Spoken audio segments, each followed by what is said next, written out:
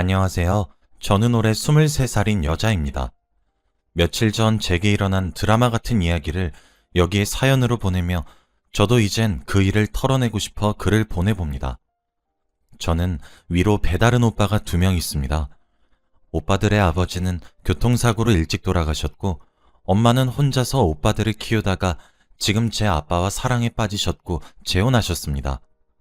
부모님이 늙음하게 저를 임신하셔서 저와 오빠들은 나이 차이가 많이 나는 편이에요. 큰 오빠와는 15살, 작은 오빠랑은 13살 차이가 나죠. 아들만 있던 집에 태어난 막내딸이라 그런지 집안에서 사랑을 독차지하면서 자랐습니다. 특히 오빠들이 저를 아주 많이 예뻐해 주었어요. 비록 아버지는 저와 달랐지만 오빠들과 저는 정말 우애가 좋은 남매였습니다. 특히 큰오빠는 오빠보다 삼촌에 좀 더 가까운 편이었고 저를 키워다 주다시피 하셨죠.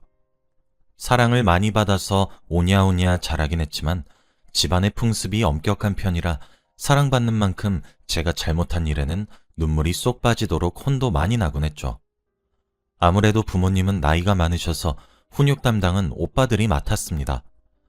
오빠들은 항상 혼을 낸 뒤엔 사랑한다고 꼭 안아주는 일이 저희 남매 사이에 마치 약속처럼 자리 잡았었죠. 그런 오빠들도 여자친구를 만들고 한 명씩 결혼을 하기 시작했어요. 큰 오빠는 5년 전, 작은 오빠는 3년 전에 결혼식을 했습니다. 그런데 여기서 작은 새언니와 제 사이가 문제예요. 큰 새언니는 저희 오빠보다 1살 어리세요. 큰 새언니는 절 보면 항상 웃으며 반겨주고 항상 나긋나긋하셔서 저도 처음 소개받은 언니를 잘 따르곤 했었습니다. 큰 새언니와 있으면 언니가 절 많이 아껴주는 느낌이 물씬 들었거든요. 큰 새언니는 저희 오빠와 연애를 하는 도중에도 간간히 절 만났습니다. 저를 만나지 못하더라도 큰오빠 손에 저에게 케이크 같은 것들을 쥐어보내기도 하셨죠. 천사 같은 언니가 제 가족이 되었을 때 저는 이런 언니라면 제 큰오빠를 양보할 수 있을 것 같다는 생각이 들었습니다. 큰 새언니는 결혼을 하고 나서 저에게 예쁜 동생이 생긴 것만 같아 행복하다며 얘기해 주셨죠. 저도 오빠 말고 언니가 생겼다는 사실이 마냥 기뻤습니다. 그런데 작은 새언니는 달랐어요. 사실 저는 아직도 잘 모르겠습니다. 작은 새언니가 저를 싫어하는 이유를 말이죠. 이유 없이 미움을 받는 것 같아서 너무 마음이 아파요. 작은 새언니는 작은 오빠가 연애하는 도중에 딱 한 번 보여준 적이 있습니다. 그런데 소개받은 날 작은 새언니는 굉장히 무리했어요. 그때가 상견례하기 몇 달 전이었는데 제가 성인이 된 기념으로 저희 아빠가 제게 명품 가방 하나를 선물해 주셨습니다. 저는 작은 새언니가 될 분께 잘 보이고 싶었던 마음에 예쁘게 보이고 싶었어요. 옷도 가장 좋은 옷으로 꺼내 입었던 날이죠. 제 꼴을 보고 작은 오빠는 제 마음을 눈치채고 살짝 웃었습니다.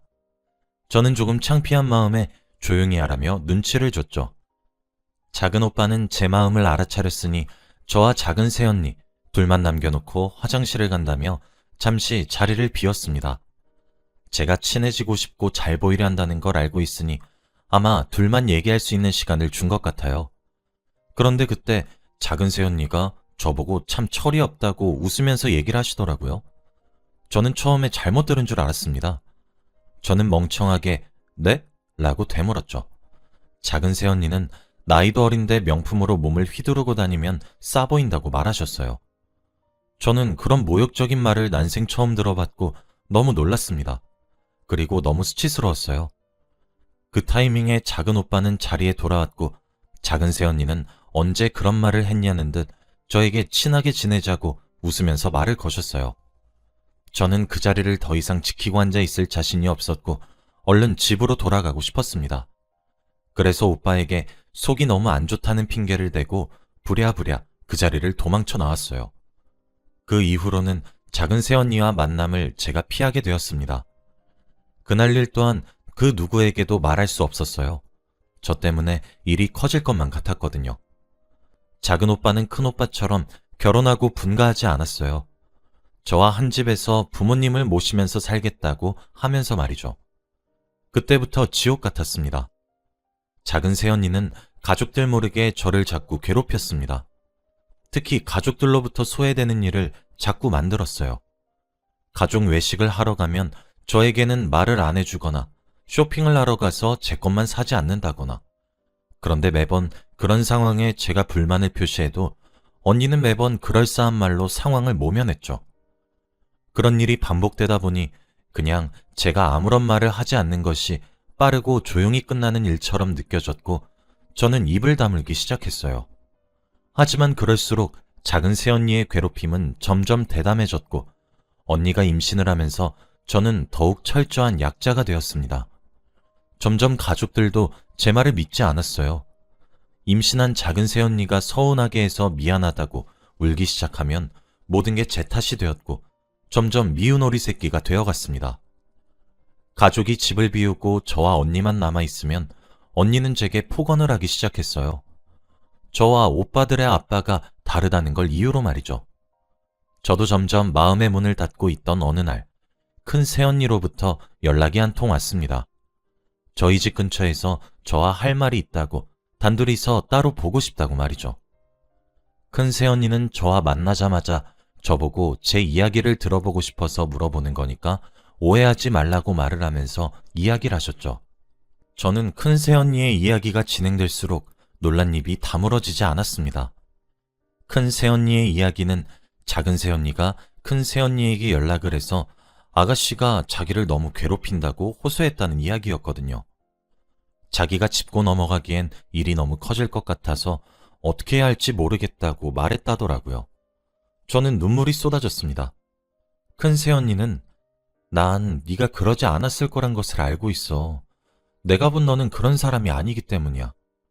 무슨 오해가 있나 싶어서 네 입장을 듣고 싶어 찾아온 거야. 라고 말하셨죠.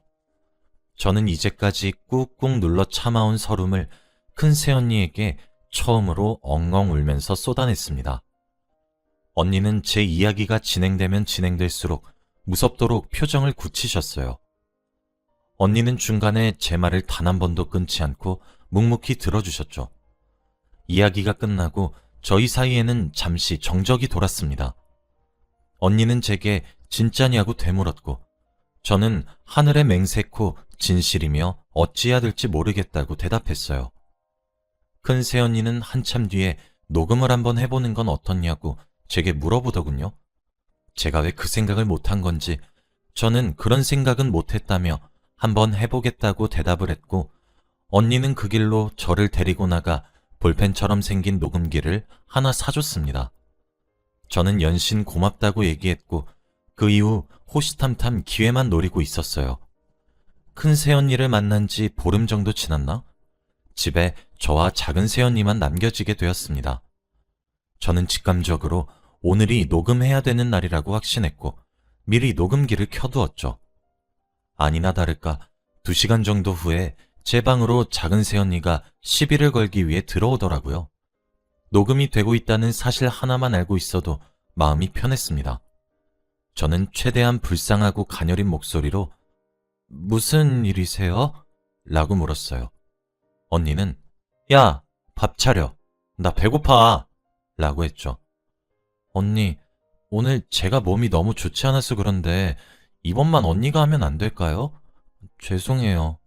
라고 했더니 언니는 너 왜 따박따박 말대꾸야? 나와서 밥 차리라니까? 라고 소리쳤죠. 저는 이때가 기회다 싶어서 언니, 왜 이렇게 저를 못살게 구세요? 제가 무슨 실수라도 한 적 있나요? 제가 잘못한 일이 있으면 차라리 말씀해 주세요. 왜 매번 이렇게 가족들 눈 피해서 저만 못살게 굴고 괴롭히려고 하시는 건지. 저 너무 힘들어요. 제가 다 미안해요. 그러니 이제 그만해 주세요. 제발요. 라고 울먹거리면서 말을 했죠. 작은 새언니는 한참 동안 아무런 말 없이 저를 빤히 쳐다보고만 있었습니다. 방에는 제가 훌쩍이는 소리만 들려왔죠. 한참 뒤에 아가씨야, 난 네가 너무 싫어. 라고 말을 하더라고요. 저는 언니, 제가 다 잘못했으니 더 이상 가족끼리 이간질하는 것도 그만하시고 저 좀 가만히 내버려 주세요. 라고 말했는데 언니는 휙 돌아서 나가버렸어요. 그렇게 녹음이 끝났죠. 그런데 진짜 이쯤 되니 솔직히 궁금하더라고요. 절 싫어하는 이유가요. 저는 진짜 실수한 적이 없다고 생각이 드는데 아무 이유 없이 절 이렇게 싫어할 리가 없잖아요. 그래서 좀 더 떠보기로 했습니다. 몇 시간 정도 지난 후 녹음기를 켜서 후드티 주머니에 넣고 거실로 나갔어요. 거실을 지나 부엌에서 물 한 잔 따라 마셨더니 작은 새언니가 저를 빤히 쳐다보고 있길래 제가 왜 그러세요 언니? 라고 했고 갑자기 터벅터벅 저에게 걸어오더니 제 머리통을 한 대 후려치더라고요. 저는 언니 왜 때리세요? 라고 했더니 언니는 크크 웃으며 그냥 이라고 계속 머리를 툭툭 때리셨죠. 저는 언니 임신도 하셨잖아요. 이제 저 그만 괴롭히세요. 지금이라도 그만하시면 저도 다 잊을게요. 언니 태교해도 안 좋잖아요. 라고 했습니다. 언니는 심기가 뒤틀린다는 듯한 표정을 하며 제 뺨을 찰싹찰싹 치기 시작했어요. 야, 그건 내가 알아서 해. 주제도 모르고 깝치지 마. 네가 뭔데 나한테 하라 말아야? 라며 제 머리채를 잡고 흔들기 시작하더라고요. 저는 언니 미안해요. 죄송해요. 제가 다 잘못했어요. 이제 주제 파악할게요. 언니 놔주세요. 제발요. 라며 비명을 질렀습니다. 이미 제 얼굴은 눈물 범벅이었고 바닥에 주저앉은 저를 언니는 내려다보며 속이 후련하다는 듯이 웃었어요. 야, 나 이제 낮잠 잘 거니까 찍소리도 내지 말고 네 방에 처박혀 있어.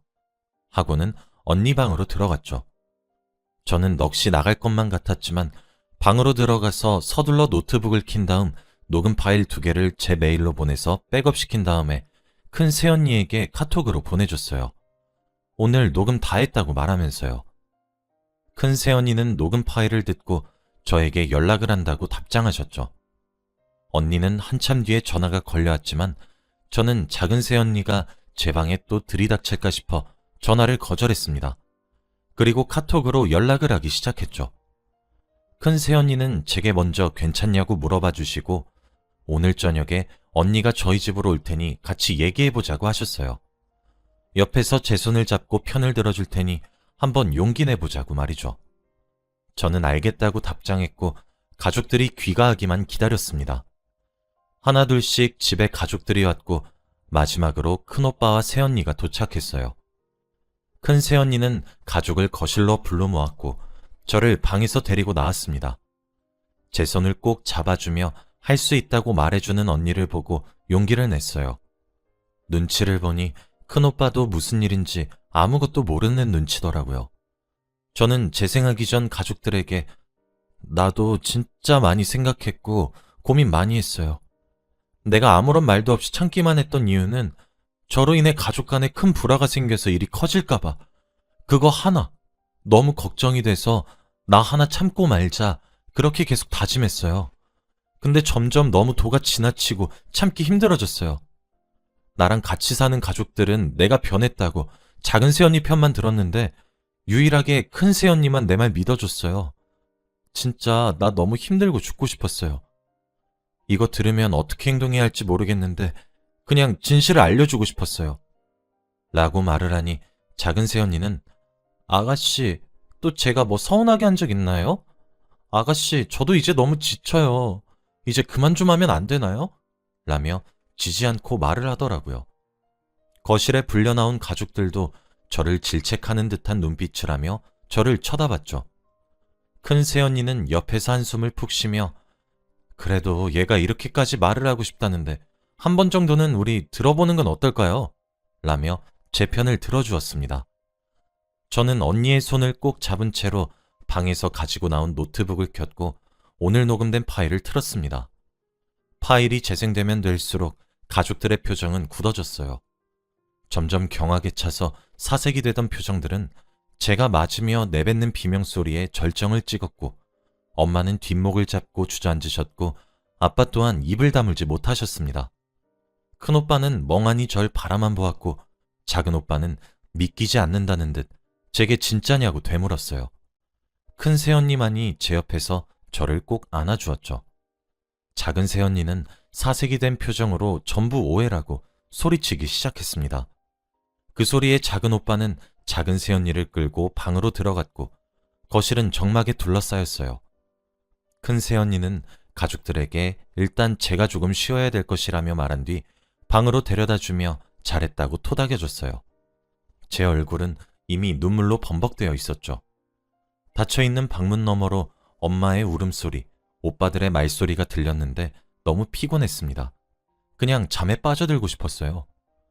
저는 쓰러지듯 침대에 누워 어느새 울다 지쳐 잠들었죠. 자고 있는 도중에 인기척이 들려 자다가 눈을 비비며 일어났습니다. 방에 작은 오빠가 침대에 앉아 저를 쳐다보고 있더라고요. 작은 오빠는 저를 안으며 미안하다고 눈물을 흘렸습니다. 저도 안겨서 엉엉 울었죠. 오빠에게 이끌려 거실로 나가니 작은 새언니는 바닥에 무릎을 꿇고 앉아 있었어요. 두 눈은 부은 걸로 보니 울었던 것 같았죠. 작은 오빠는 무서운 표정을 지으며 작은 새언니 보고 당장 사과해 라고 말을 했어요. 언니는 표독스러운 표정을 지으며 마지못해 미안하다고 말했죠. 저는 아무런 대답도 하지 않았습니다. 작은 오빠는 그 자리에서 이혼을 하겠다고 말했어요.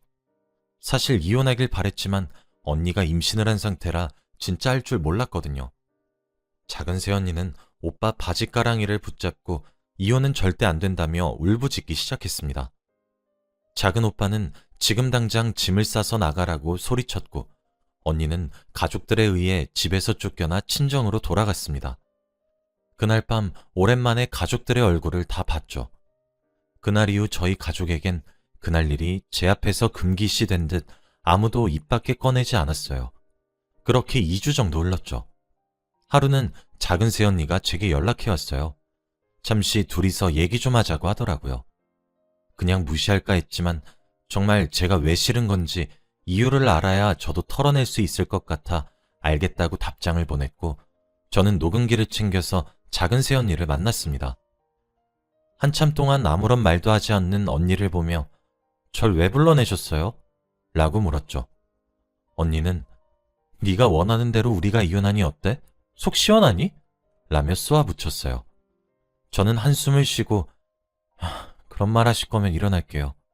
라며 자리를 뜨려고 하자 작은 새언니는 제게 미안해 라고 말했어요.